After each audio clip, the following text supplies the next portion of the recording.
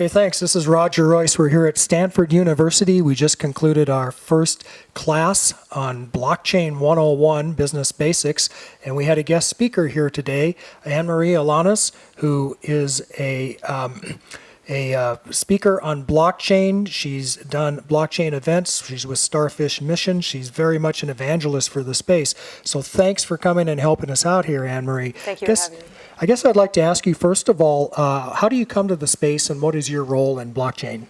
How do I come to the space? Well, I was introduced to the space by the founder of SF Ethereum, Matt Quinn, and he got me interested through my artist type of things. Like I am a recording artist, so he talked about Yujo music and the benefits to musicians, and that really hooked me on blockchain. I didn't get your second. What was your second question? I say, what is your role in the space? How do you see yourself here? Okay, so my role in the space, I have two missions that I have. It is to translate blockchain technology for non-technical people, and also to bring groups together, groups outside of the blockchain space. I did a design jam event which brought the San Francisco user experience designers together with blockchain developers in our space, and they actually worked together to create mock-ups of Blockchain Explorer, Etherscan. And that was really productive, and a lot of people really loved that it was engaging. And so we want to do more of that, bringing groups together, and also going out into the community, out to businesses. I'm actually going to be going out to Salesforce, hopefully, and doing a Blockchain 101 plus a blockchain role-playing game, which we just did tonight, called Nakamoto's Market.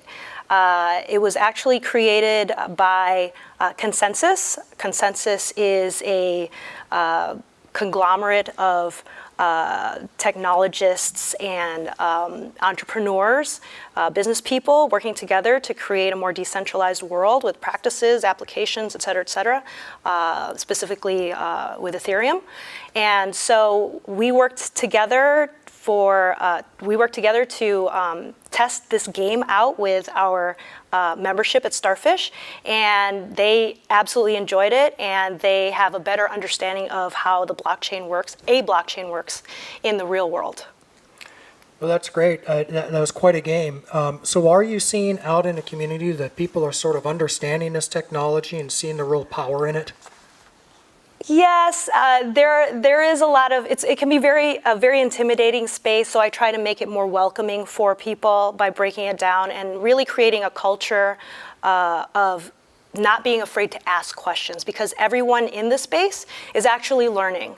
And there's a lot of information out there that's wrong or changing all the time. So it's really great there's a lot of self-learning involved in this space. So it's really great to read as much as you can, watch as much as you can, take classes such as the one that Roger is offering, and really do that cross-reference and talk to each other. Frequent the community. Starfish has many events that happen during the week and on the weekends. And frequent the community. You'll find that there are people that really know what they're talking about, and even people who really know what they're talking about will make mistakes. So it really is all a self-learning process, and we're all in it together. And that's what blockchain technology is all about, us working together.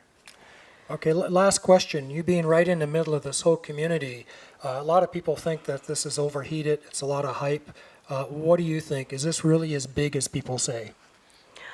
I think it's a very big thing. I think it's an important technology. It is young. There are definitely a lot of things that need to be addressed, scalability, security, et cetera, and I can understand why people are questioning it because of a lot of this, the scamming types of situations that are going on.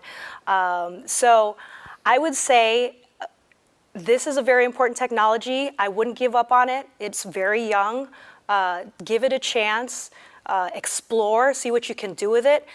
The great thing about this technology is that instead of one entity or central entities having control over how we should spend our money or what data that we should own, and they own it instead, I mean, this is a great time to be experimenting and working with others to see what new monetary systems we can have for ourselves that work for us.